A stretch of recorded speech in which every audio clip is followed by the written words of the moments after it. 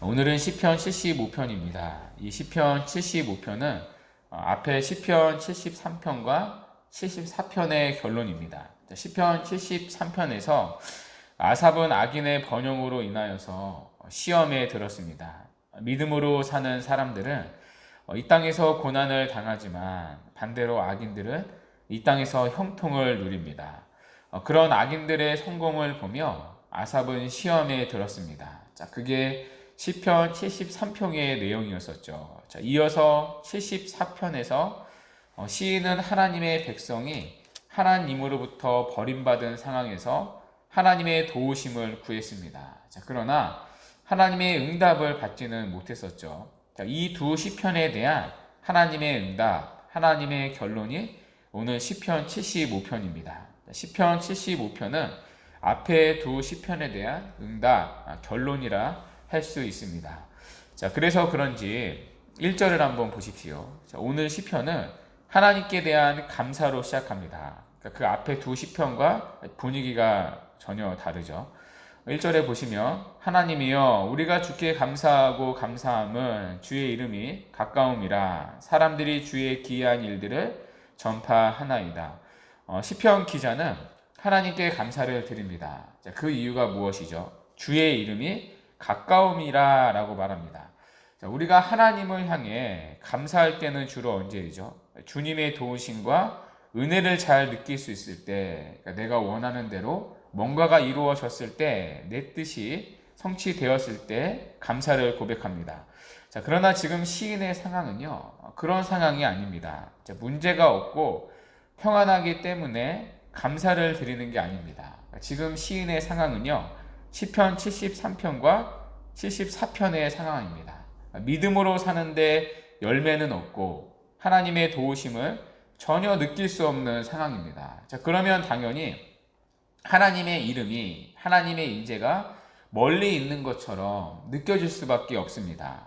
그러나 그런 상황에서 시인은 감사하고 감사하다고 말하는데 주의 이름이 가깝기 때문이라고 말합니다. 그러므로 시인의 1절의 이 고백은요, 믿음의 눈으로 고백하는 것입니다. 그렇다면 시인이 가지는 믿음이 무엇인가? 바로 2절 말씀인데요. 주의 말씀이 내가 정한 기약이 이르면 내가 바르게 심판하리니. 시인이 가지는 믿음은요, 하나님의 말씀에 대한 믿음입니다. 하나님이 정하신 기약이 되면 하나님이 바르게 판단하신다는 말씀입니다. 지금은 악인이 형통하고 믿음으로 사는 사람들은 눈물을 흘리며 고통 가운데 사는 것처럼 보입니다. 그러나 하나님께서 이 삶을 바로 잡아주시는 날이 있다는 것입니다. 특별히 2절에서 시인은요, 그 하나님의 판단을 바른 판단이라고 말합니다. 하나님의 심판은 정확하다는 고백입니다. 이 땅에서 눈물을 흘리면서 믿음으로 끝까지 산 사람들에 대한 하나님의 공의로운 판단이, 바른 판단이 있을 거라는 것입니다. 그래서 성경은요, 선을 행하되 낙심하지 말라고 말하는 것이죠. 왜 이런 말씀을 하실까요?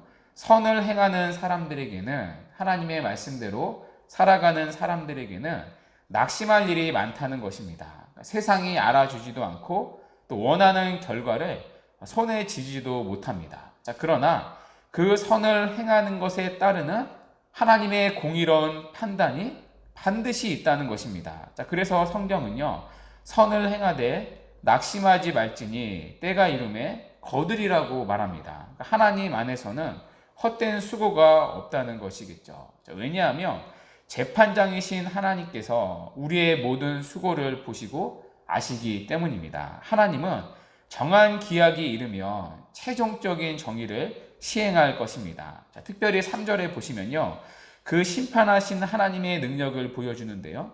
땅의 기둥은 내가 세웠거니와 땅과 그 모든 주민이 소멸되리라. 하나님의 심판이 임하면 땅과 모든 주민이 소멸된다는 것입니다. 그래서 하나님은 이 세상의 모든 악인들에게 경고를 하십니다. 그 경고가 4절과 5절 말씀인데요. 내가 오만한 자들에게 오만하게 행하지 말라 하며 악인들에게 뿔을 들지 말라 하였노니 너희 뿔을 높이 들지 말며 교만한 목으로 말하지 말지어다. 자, 여기 뿔을 높이 든다는 말은요, 스스로 자기 힘을 키우고 그 힘을 자랑한다는 의미입니다. 이 세상의 악인들은요, 스스로 자기 힘을 키우고 자랑하기를 좋아합니다. 자, 그러나 하나님은 그런 악인들에게 교만하지 말라고 하시는 거죠. 자, 왜냐하면 사람을 높이고 낮추는 이는 오직 한 분, 하나님이시기 때문입니다. 자, 그것이 6절과 7절의 내용인데요. 무릇 높이는 일이 동쪽에서나 서쪽에서 말미암지 아니하며 남쪽에서도 말미암지 아니하고 오직 재판장이신 하나님이 이를 낮추시고 저를 높이시느니라. 자, 여기 보면 갑자기 동서남북이 나오는데요.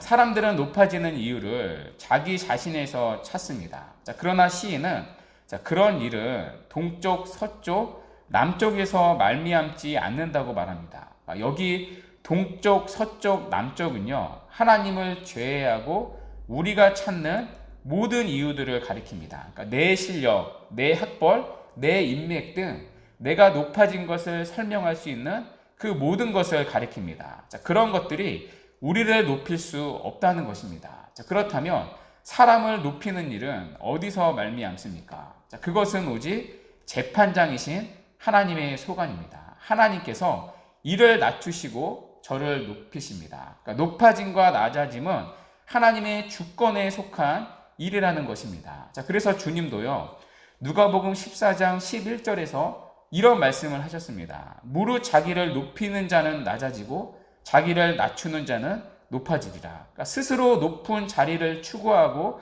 주장하지 말라는 것입니다. 그 일은 네가 할 일이 아니라 내가 주는 것이다 라는 말씀입니다. 우리들은 스스로 높아지기를 바라고 주장하는 이 세상에서 이 말씀을 기억하고 살 필요가 있습니다. 시인은 이어서 재판장이신 하나님의 그 진노의 시판을 계속해서 경고하고 있는데요. 그것이 8절 말씀입니다. 여호와의 손에 잔이 있어 술 거품이 일어나는도다. 속에 섞은 것이 가득한 그 잔을 하나님이 쏟아내시나니 실로 그 찌꺼기까지도 땅의 모든 악인이 기울여 마시리로다. 여기 잔은 하나님의 진노의 잔을 말합니다. 하나님은 오만한 자들, 악인들을 향해 진노의 잔을 쏟으실 것입니다. 그때 하나님을 대적한 자들은 그 진노의 잔을 찌꺼기까지 다 마시게 될 것입니다. 그런데 여기서 우리가 기억해야 할 사실이 있습니다. 사실 이런 심판의 메시지는요, 악인들, 오만한 자들에게는 언제나 두려운 경고이지만 믿는 성도들에게는 언제나 유익하다는 것입니다. 왜냐하면 예수를 믿는 성도들에게는 받아야 할 심판이 없기 때문입니다. 우리가 받아야 할 하나님의 무서운 진노의 잔을 예수님께서 십자가에서 대신 다 받으셨기 때문입니다. 이 사실은 성도에게 무한한 위로가 되는 것이죠. 그러므로 이런 심판의 메시지는 우리에게는 언제나 위로입니다. 그러나 모든 오만한 자들, 악인들에게는 그야말로 경고의 말씀입니다. 그들은 심판의 날에 하나님의 진노를 피할 길이 없습니다. 그래서 이 부분을 보면서 우리는 오늘 이 시편이 앞에 시편 73편과 74편의 응답이라는 것을 확인할 수 있습니다. 앞서 시인이 형통했다고 봤던 그 악인들을 하나님이 이렇게 마지막 날에는 심판하신다는 것입니다. 앞서 시인이 의인이어서 고통받는 상황에 놓여 있고 악인들이 더 잘 되는 것 같아 보이지만 그렇지 않다는 것입니다. 악인들의 마지막 결론은 이렇게 하나님의 무서운 심판에 처하게 된다는 것입니다. 그래서 9절과 10절에서 시인은 이렇게 고백합니다. 나는 야곱의 하나님을 영원히 선포하며 찬양하며 또 악인들의 뿔을 다 베고 의인의 뿔은 높이 들리리라. 시인은 하나님을 영원히 선포하며 찬양한다고 말합니다. 그런데 어떤 하나님이죠? 야곱의 하나님이라고 말합니다. 야곱의 하나님은 언약의 하나님을 고백하는 표현입니다. 언약의 하나님이란 약속을 지키시는 하나님을 말합니다. 하나님은 오늘 이 시편의 약속의 말씀대로 반드시 이루신다는 것입니다. 낮은 자를 높이시고 높은 자를 낮추신다는 것입니다. 그래서 시인은 그 일을 행하실 하나님을 믿음으로 바라보고 찬양한다는 것입니다. 왜냐하면 10절의 그 하나님은 결국 약속의 말씀대로 악인들의 뿔을 다 베지만 의인의 뿔은 높이 드실 것이기 때문입니다. 자, 이렇게 오늘 우리가 시편 75편을 살펴봤는데요. 시편 75편은 자기가 살고 있는 현실이 나아져서 고백하는 게 아닙니다. 오늘 시인의 이러한 고백은 하나님의 약속을 믿는 믿음 때문이었습니다. 자, 그리고 그 믿음의 중심에는 심판하시는 하나님에 대한 믿음이 있습니다. 하나님은 바르게 심판하시는 분이라는 믿음이죠. 하나님의 심판과 구원은 정한 기약의 날에 모두 다 밝히 드러날 것입니다. 비록 지금은 이 땅에서 악인들이 번영을 누리고 믿음으로 사는 사람들은 눈물을 흘리지만 하나님이 정하신 날이 되며 하나님은 의인을 높이시고 악인들을 영원한 심판에 처하게 하실 것입니다. 자, 그러므로 그리스도인들은 이 하나님의 심판을 의식하고 믿음으로 하루하루를 살아가는 사람들입니다. 자, 이때 우리가 기억해야 할 것이 있는데요. 높이시고 낮추시는 분은 오직 하나님이라는 사실입니다. 자, 이것을 놓치면요. 자, 우리는 신앙을 지킬 수가 없습니다. 스스로 높아지려고 하고 그 일의 수단과 방법을 가리지 않는 이 세상에서 우리가 이 사실을 놓친다면요. 우리는 신앙과 마음을 지킬 수 없게 될 것입니다. 때로는 우리의 자리를 쥐고 있어 보이는 것 같은 세상의 권세들 앞에서 하나님의 말씀을 따르며 믿음대로 살아갈 수가 없게 될 것입니다. 자, 그러므로 그때마다 우리는요, 높이고 낮추시는 분이 하나님 한 분이라는 사실을 기억해야 합니다. 높이고 낮추는 분은 세상의 권세나 누군가가 아닙니다. 오직 하나님만이 하시는 일입니다. 자, 그래서 사도 베드로는 이렇게 권면하는 거죠. 그러므로 하나님의 능하신 손 아래에서 겸손하라. 때가 되면 너희를 높이시리라. 사도 베드로뿐만이 아닙니다. 사무엘상에 나오는 한나의 노라에서도 이 고백을 찾을 수가 있는데요. 사무엘상 2장에 나오는 한나의 고백입니다.